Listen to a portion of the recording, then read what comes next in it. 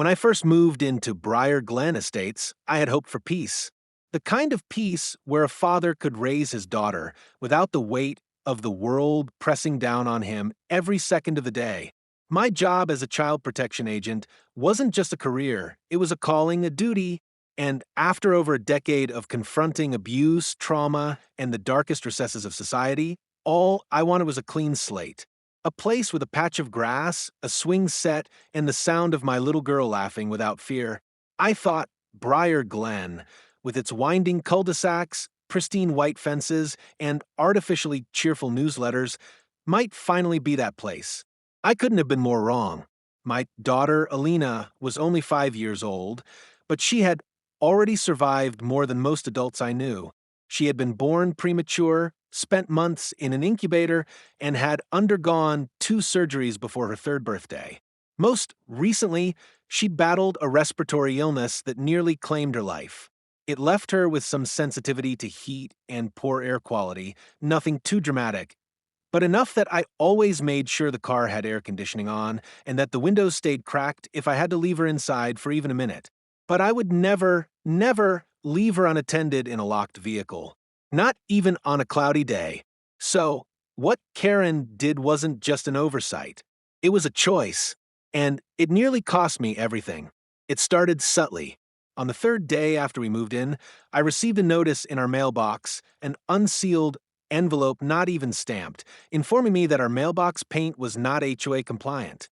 I found that amusing at first, especially since I hadn't had a chance to repaint it yet. It was the same neutral white that the previous owners had.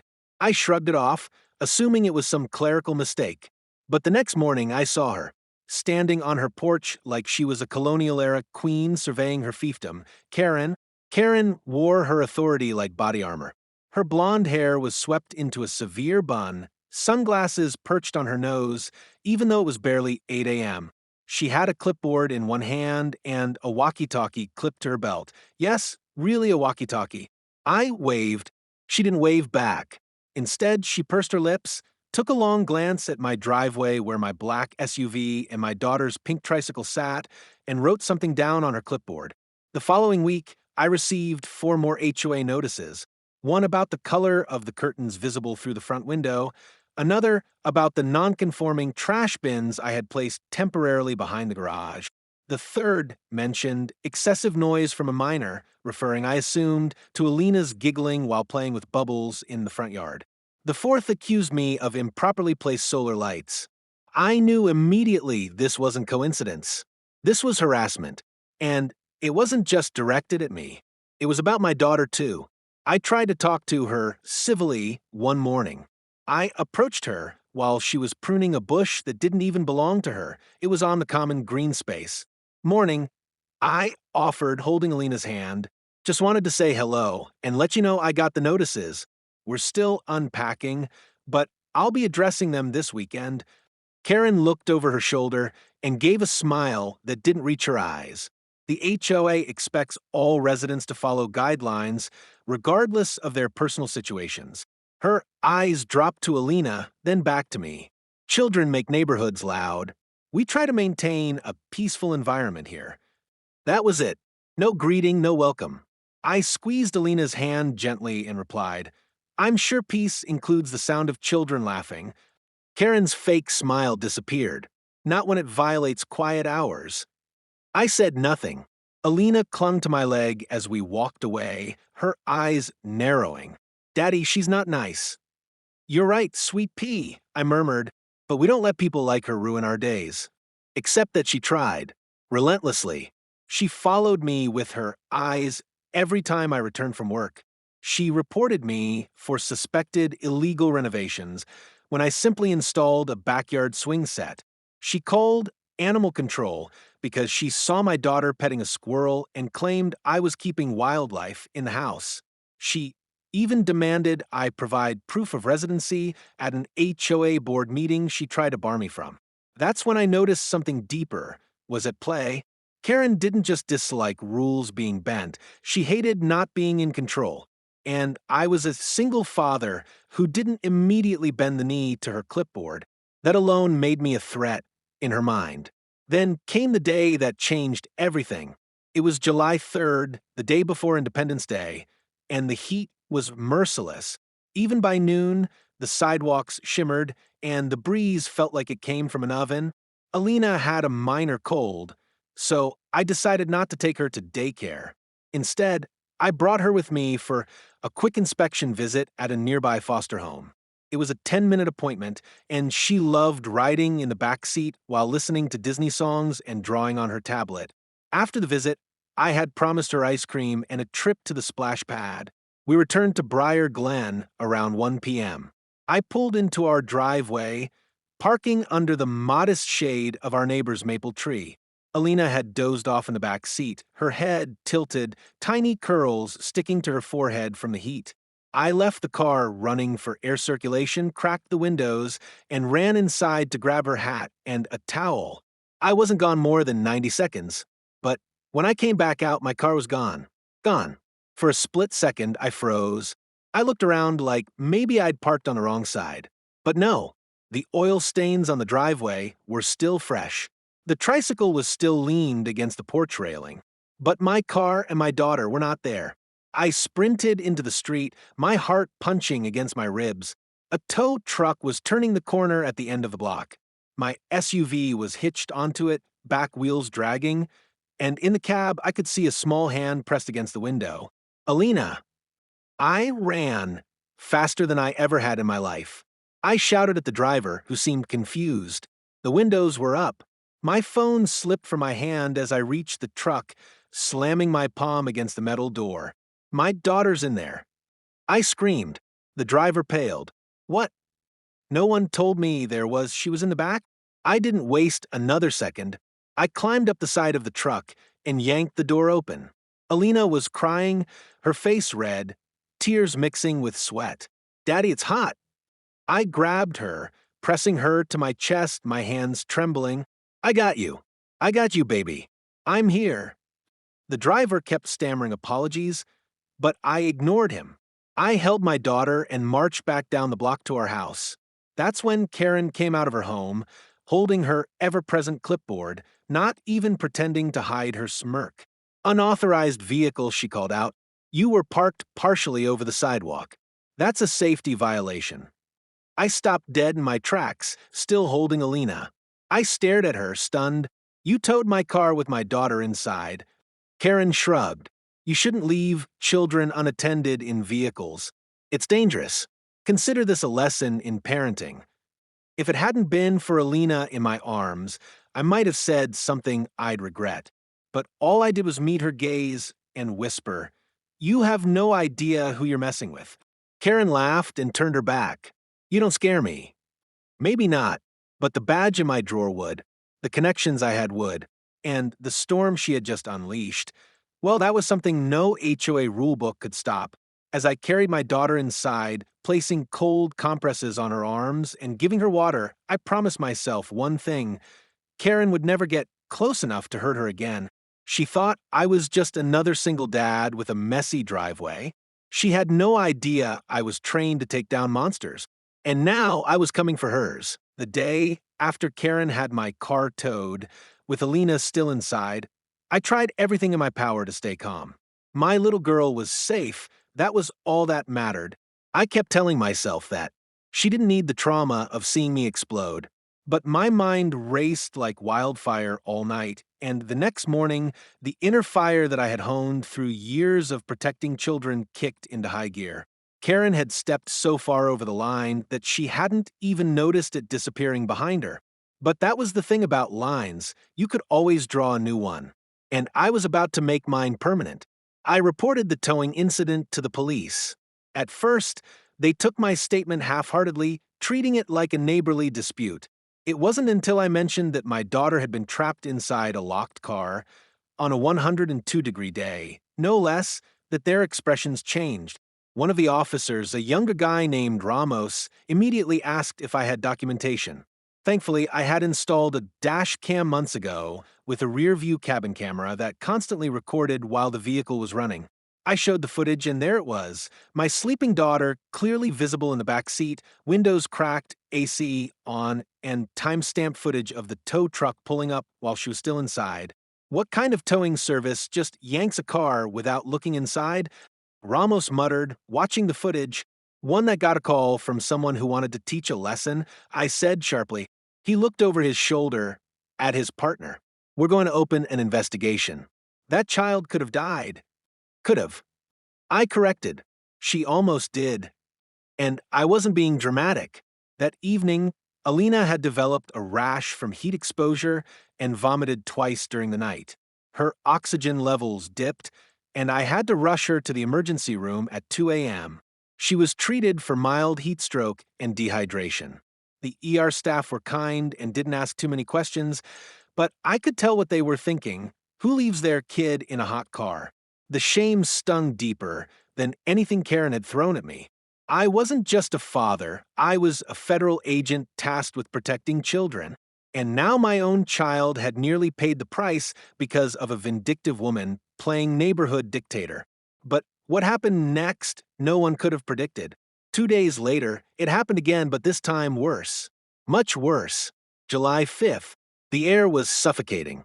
Temperatures had reached record highs for our area, pushing 107 degrees Fahrenheit. I had kept Alina indoors all morning, letting her relax on the couch while I worked on a report for the agency. I needed to finish it before a pending court hearing for one of my cases. Around 1:30 p.m., I received a call from a local shelter about an urgent child welfare check on the far side of town. It was routine, shouldn't have taken more than 30 minutes.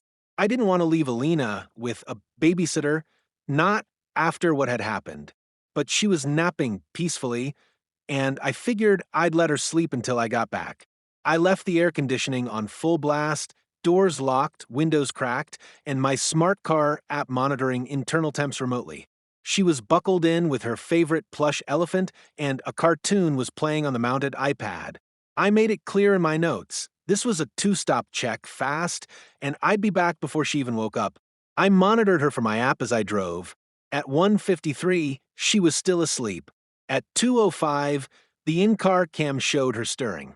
But at 2:09, just 16 minutes later, I got an alert, cabin temperature rising rapidly. AC inactive. My stomach dropped. I pulled over and refreshed the app. Connection lost. Vehicle offline. I slammed the gear into reverse and sped toward home, my heart thudding so loud I could barely hear my thoughts. My mind was racing with possibilities: malfunction, theft. I didn't want to believe the truth that was forming like a storm cloud in my chest. When I turned the corner onto my street, smoke filled the air. Thick black, twisting smoke, billowing into the sky like a signal flare from hell. And then I saw it. My SUV was on fire, parked half off the road, front bumper clipped awkwardly on the curb in front of Karen's house. Flames licked up the sides of the doors. The back passenger window had melted in on itself. People stood frozen on the sidewalk, some recording on their phones, others just staring in stunned horror. But no one was doing anything. I exploded out of the car and sprinted toward the SUV, screaming at the top of my lungs, "Alina! Alina's in there!" The crowd gasped. One man stumbled back. "There's a kid inside. Back up." I roared, already yanking off my belt to wrap around my hand. I slammed it into the front driver's side window with everything I had. The first hit did nothing. The second cracked it. On the third strike, the glass shattered inward. Heat seared my skin. The smell of burning plastic and melted upholstery flooded my nose. Through the smoke, I saw her, slumped unconscious, her tiny face red, hair soaked with sweat. She wasn't moving. "No, no, no, come on, baby." I reached in, the fire scorching my arms, and unbuckled her car seat straps. The metal was burning my fingers, but I didn't care. I grabbed her, shielding her head with my arms, and yanked her out just as the back seat erupted in a wave of flames. The second we cleared the vehicle, an explosion rocked behind me, blowing the doors wide open and hurling debris into the yard. People screamed. Someone finally called 911. I didn't wait. I dropped to my knees on the grass, cradling Alina in my lap. Her chest was rising, barely. Her lips were dry. I screamed for water. A woman ran from her porch with a bottle, and I poured a bit into Alina's mouth, praying she would swallow. She sputtered, coughed, and opened her eyes for a second. "D-Daddy," she whispered. "I'm here, baby." I choked, tears spilling down my face. "I've got you." The ambulance arrived in 6 minutes. It felt like 60. I climbed in with her, still clutching her hand. The EMTs worked fast, oxygen for cooling packs. One of them looked at me and said, "If you'd been a minute later—" I didn't let him finish. At the hospital, I was forced to let go while they wheeled her into the ICU. I sat there in the corridor, arms burned, shirt scorched, completely motionless. A nurse came over with burn ointment and asked me what happened. "I think someone turned off my vehicle remotely," I whispered. "Who would do that?" she asked, stunned. "I know exactly who," I said, "and this time she's not walking away." The investigation that followed made national headlines. Karen, in her quest to get revenge on me for ruining the neighborhood aesthetic, had called the same tow company again that day. But they didn't show. She claimed the vehicle was abandoned and had strange noises coming from it. But this time, she went a step further. Using a cheap jamming device, which she had purchased online, Karen blocked the signal between my smart key and my vehicle. According to a witness, she had approached my driveway with a device in hand, waited for the engine to stop, and then smugly walked away. It wasn't until I brought the footage from my home security system to the detectives that they realized what had really happened. Karen had intentionally disabled the car and then called the HOA maintenance contractor to tow the vehicle off the road without ever checking inside. The footage clearly showed her peering into the back window, pausing, and then turning away with a smirk on her face. She had seen my daughter, and she walked away. Detective Ramos was livid. She knew. She knew the kid was in there. This wasn't negligence. This was attempted murder. They arrested Karen at 9 p.m. that same night. Her smugness didn't last long. I stood across the street, arms bandaged, watching as she screamed, "This is a mistake. I was only following community regulations." Reporters swarmed the neighborhood the next morning. Neighbors, once silent, now came forward, revealing years of Karen's obsessive behavior.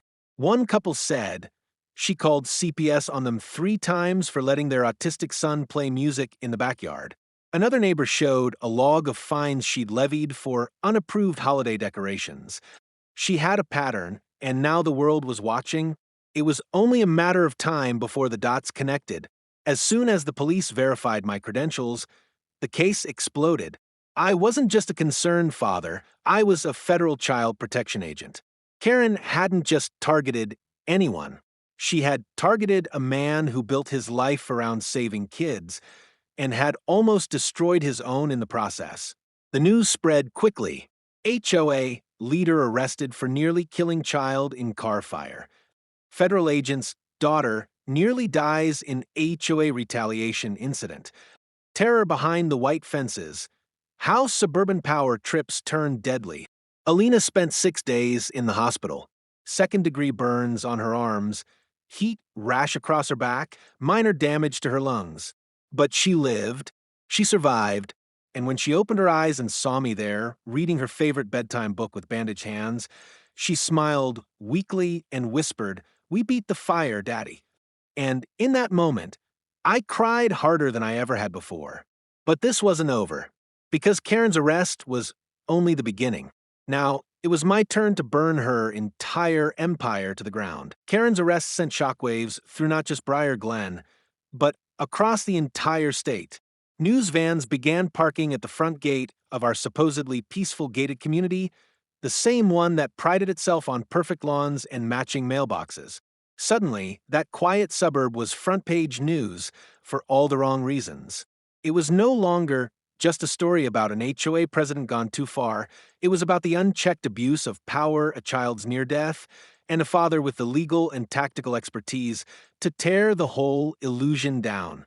For the first 2 days after her arrest, Karen maintained an eerie silence. Her lawyer made vague statements about misunderstandings and unintentional consequences. But the problem was, nothing about what she did was unintentional. When investigators subpoenaed her email history and internal HOA messages, what they found was damning. Emails to other board members saying things like, "This man doesn't belong here. He's a threat to our order, and if I have to make him uncomfortable enough to leave, so be it." Even worse were her messages referencing my daughter. That little brat is always screaming. No child should be allowed to bring down the image of our street. But it wasn't just words. Over the previous month, Karen had deliberately escalated her behavior. She had contacted towing companies on 3 separate occasions, lied about vehicles being abandoned, and given them false authorization to tow. She even went so far as to install a signal jammer she found on the dark web, claiming she needed it to protect the HOA Wi-Fi from outside interference. The investigation confirmed that her device disrupted not only my car's smart system, but several neighboring houses' Ring cameras that had spotty recordings on the day of the incident. The prosecutor brought charges against her swiftly: child endangerment, attempted manslaughter, unlawful use of an electronic interference device, destruction of property, false reporting, and reckless endangerment. It stacked up to over 18 years in prison if convicted on all counts. Karen's courtroom demeanor was a dramatic departure from the woman who used to stand with her clipboard like she ruled the world. Now, she sat hunched behind her attorney, eyes puffy from sleepless nights, her carefully styled bun replaced with frizzy, flattened strands. The media dubbed her the Fire Witch of Briar Glen, and neighbors who once nodded politely at her in passing now openly called for her imprisonment. Meanwhile, I focused on my daughter. Alina was healing. The doctors marveled at her resilience, calling her recovery miraculous. Her lungs cleared up quicker than expected, and within 2 weeks, she was back on her feet, insisting we start redecorating her room with unicorn posters and glow-in-the-dark stars. But emotionally, the scars were there. She flinched at loud beeping sounds, avoided sitting in the backseat alone, and often asked, "Daddy, will the bad lady come back?" "No, sweetheart." I told her every time, wrapping her in my arms. "She'll never come near you again. I promise." Still, it wasn't enough. I knew from experience that trauma like this doesn't just vanish, it lingers. So, I enrolled her in therapy with a trusted child psychologist. I also began documenting everything: Karen's history, the HOA's abuses, the neighborhood's culture of silence. And then I went public. I reached out to a former colleague of mine at a national investigative news outlet. Within a week, an in-depth expose aired, "When Power Burns: How One HOA Nearly Killed a Child." The report detailed Karen's behavior, the blind eye turned by the HOA board, and the culture of intimidation in communities like Briar Glen. Other families came forward, many anonymously, sharing horror stories of fines, harassment, and emotional damage, all because one woman decided she was the moral compass of a suburban dream. I didn't stop there. I began using my federal credentials to propose a new initiative: the Safe Suburb Task Force, a cross-agency effort that would monitor homeowner associations and private neighborhood councils for patterns of abuse, discrimination, and endangerment. The idea gained traction faster than expected. Senators called. Mayors emailed. I even had a phone call with the Secretary of Health and Human Services. The tide was turning.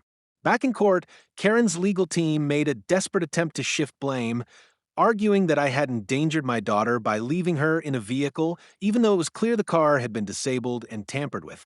But the judge, a mother of 3 herself, shut that argument down swiftly. The child was secure, under supervision through a smart monitoring system, and left for mere minutes. It was only when the defendant illegally interfered with that system that danger emerged, the judge stated during one hearing. Let the record show, this was not neglect. This was sabotage. The trial lasted 6 weeks. It became one of the most followed criminal cases in the county's history. Every day, I sat in that courtroom, holding a picture of Alina, refusing to let anyone forget what this was really about. Not HOA politics, not neighborhood disputes, but a child, a 5-year-old girl who nearly died. Karen eventually broke down on the stand. tears streaming down her face, she admitted under cross-examination that she may have gone too far, but tried to excuse her actions by blaming stress, community expectations, and even me claiming that his confidence and defiance provoked me. "You almost killed a child because someone didn't submit to your fake authority," the prosecutor snapped.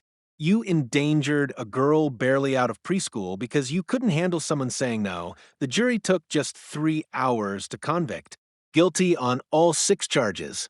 When the verdict was read, Karen collapsed into sobs, her cries echoing across the courtroom. Her lawyer slumped beside her, defeated. The judge wasted no time sentencing her to 18 years in state prison with no possibility of parole for at least 12. The courtroom erupted in applause, which the judge did not silence. Even she seemed satisfied that justice had finally been served. Outside, the media asked me for a statement. I kept it simple. I wasn't just fighting for my daughter. I was fighting for every child who's ever been overlooked because the system didn't want to rock the boat. That week, I received hundreds of letters, parents thanking me, former HOA members exposing corruption in their own communities, and even a few judges pledging to push for better suburban child protection standards. One letter stood out. It was from a teenage girl, now 16, who said, "When I was 9, our HOA tried to evict us because my wheelchair ramp was too unsightly. You made me feel seen. You made me feel safe." I wept reading that one. But the final moment of vindication didn't come until 3 months later, on the day Alina testified via video from our living room. The civil lawsuit against the HOA board was underway, and as part of the proceedings, Alina was asked to describe what she remembered. She was brave, so brave. Dressed in her pink butterfly dress, with her plush elephant beside her, she looked directly into the camera and said, "I was really hot. I couldn't breathe. I cried, but nobody came. Except my daddy. He came and saved me. I don't like the lady with the sunglasses." She looked at me and walked away. Silence gripped the courtroom. Even the HOA board members, who had up until that point claimed ignorance, lowered their heads. The judge ruled in our favor. Not only was Karen found liable, but the entire HOA board was disbanded, and the community was placed under a court-appointed restructuring committee. Every family who had received wrongful fines, harassment, or intimidation was refunded and granted immunity from any HOA penalties for 5 years. Briar Glen, once a symbol of pristine order, was now ground zero for reform. As for me, I was promoted. The Safe Suburb Task Force became official under the Department of Child Welfare. I was asked to lead it. I accepted on one condition: that every training program include the footage of my daughter's rescue and a full breakdown of the legal and moral failures that almost killed her. Today, Alina is back to laughing in the front yard. Her hair has grown out again, and her favorite activity is riding her scooter while singing made-up songs. She's still in therapy, but every day, she grows stronger. Her smile is full. Her eyes are bright. And every night before bed, she hugs me and says, "Daddy, the fire is all gone now." "Yes, baby," I whisper. "It is." Because in the end, justice didn't just burn brighter. It burned everything that tried to hurt her to the ground.